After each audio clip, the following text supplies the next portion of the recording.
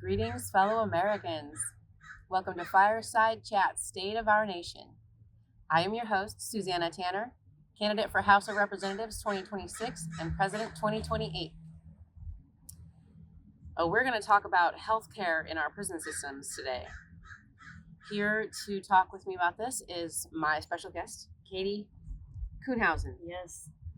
Welcome, Katie, to the podcast. Thank you for having me. I'm excited to be here and discuss the trouble that's happening in our prison systems. Definitely. We definitely need to talk about that because it's getting pretty bad in there, I think. It is. So you are here because you lost your husband last year I did. while he was incarcerated. Yes. So, why don't you tell us a little bit about that? I obviously know. Yeah.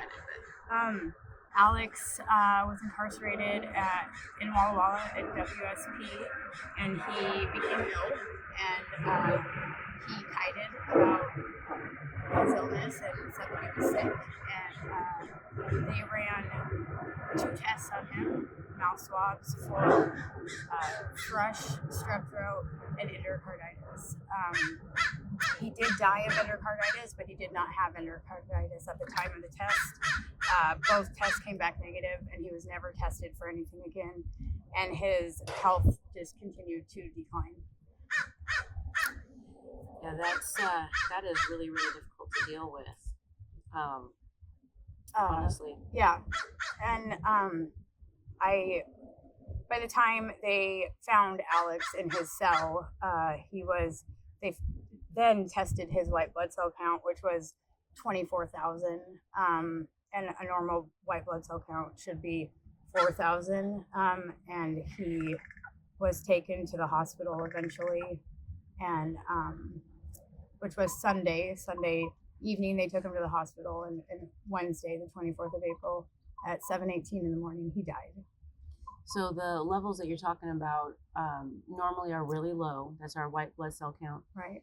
And if they're above 11,000, I believe it is, it's indicative of organ failure. That's an infection, a major infection. And so 24,000 tells you that he's probably going to die. So now, from what I was reading in the report, there was a lot of things that were not done correctly that could have saved his life. Right. And a lot of that was on the members of the staff of the prison. Absolutely. Alex was sleeping 24 hours a day for the most part. He wasn't eating. He told them when they found him on that Sunday that he had not eaten or drank anything in 5 days or more. And I believe that they found multiple trays of food on the floor, so that was definitely right. That he was going through. Right, absolutely. He was dehydrated. He was confused. When they found him, he had told me, because I got to speak to him the day before he died, that evening, and he told me that he had become paralyzed. Half of his body was paralyzed sometime between Saturday evening into the early morning of Sunday. And that was because an embolism in his spine had caused him not to be able to move. Was it putting pressure on there? Is that? I think that's what happened, is that because I would hold his arm because it was hurting him. He could feel the pain, but he could not move that side of his body. That's a big struggle. So he was awake, for hours and hours and hours, and he couldn't get help because these checks that they're supposed to do on people weren't being done properly. Yeah, I noticed that in the logs there, the responsibility is listed in their manuals and whatnot. So why they weren't being conducted brings up a lot of concerning questions. Yeah. And definitely led to, contributing to your husband's death. Absolutely. His death could have been prevented 100 times, I feel like. Had the guards, had their superiors, had medical staff done their jobs, my husband would be alive. That is the truth, and I'll never understand what makes. I mean, there's policy and procedure for a reason, and to not follow it, you killed my husband. And these people are not being held accountable because of those violations of policy. No, because DOC investigates DOC, so they're not. They have each other's backs, and I'm calling them out on it. You killed my husband. Yeah. He was sick. He asked for help, and he was told basically that he was a junkie, and that he was withdrawing from Suboxone, and that's why you're sick. See, I read in there that the custody staff told the doctor they thought that he was abusing Suboxone. Yeah. I'm sorry. But the symptoms that he was describing and that he was experiencing were not really indicative of withdrawals from that kind of stuff. I didn't feel like they were. I think that just the fact that he had these symptoms for so long, and the fact that he continued to decline, that even, let's pretend that was what it was. Why? I mean, running 2 tests on him and just calling it good, and then guessing him into his grave didn't help. I mean, how often do we go to the doctor and say, we have these horrible symptoms? Well, let's do some blood work. Yeah. Let's figure out what's going on. Let's figure out what isn't going on and find out what is going on. And they didn't. They didn't care. And they told you that he refused to go to get the blood tests. That's what I read in the report. They didn't tell me that. I read it in the report that so there was a blood test that was ordered for Friday the 19th, and they say that he refused to go get his blood work. I don't believe that. I believe he was sleeping. You called him, he didn't answer, and that's what you say, is that he refused. From the report, the lab says, we'll go into a cell and take his blood. And they refused, the lab, to go into a cell because they said they didn't have proper staffing to do that. It kind of seems like a little bit of an excuse. I mean, the security guards are there for a reason in the prison. So from the perspective of, the third party, that doesn't seem very logical to me. It seems like people are incompetent and lazy, is what it seems. It seems that people are lazy. Laziness is definitely something that will keep us from having healthy human beings. That's for certain. Right.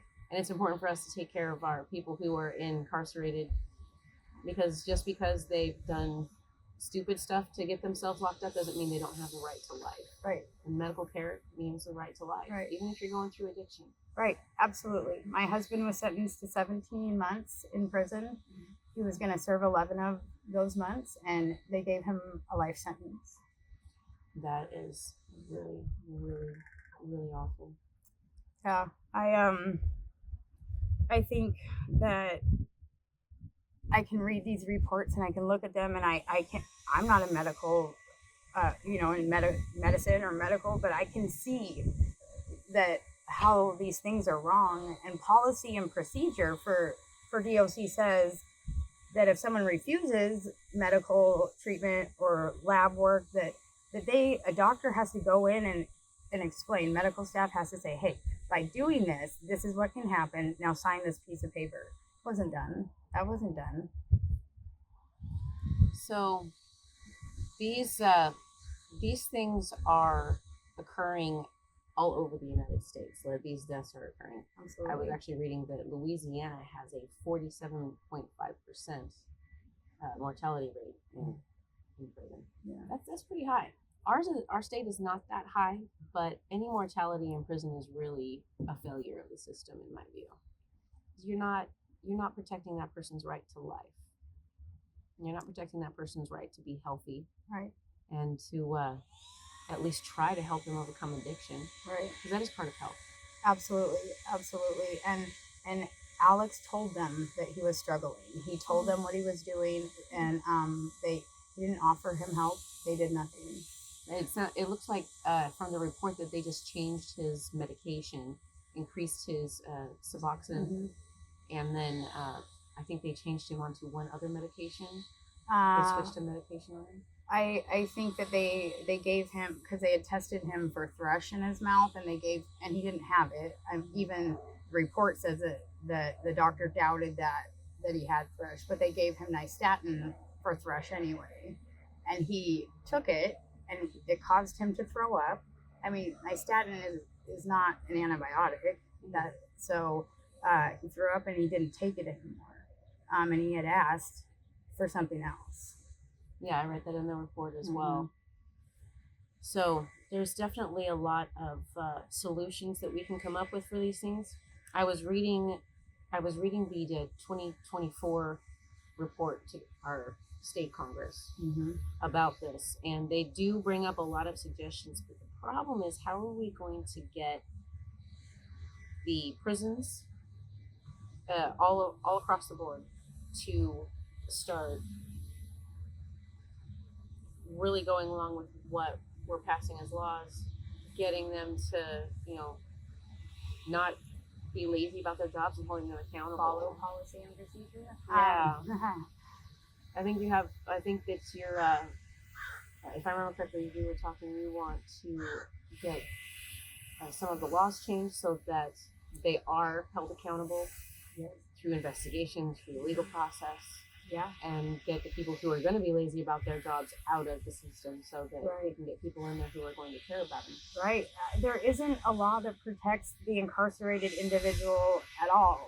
I mean, there's a broad law that says that people who are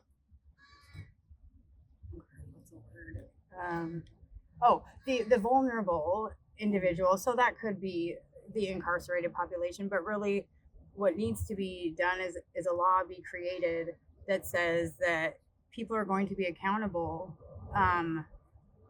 for their laziness, for their criminal mistreatment, criminal negligence of the incarcerated, because nobody protects them, and it happens all the time. I mean, my brother-in-law also died in a prison a few months before Alex died, and it's devastating. It's devastating that these things don't have to happen, and yet they are. And we'd rather pay people, money than fix the actual issue. The issues need to be fixed. I think a lot of the issues are not just with how our prisoners, our incarcerated members, are being treated. It's also the programs that they have access to, pathways that they have to successfully not commit crimes again and end up in jail, or be able to overcome addiction and stuff like that. Right.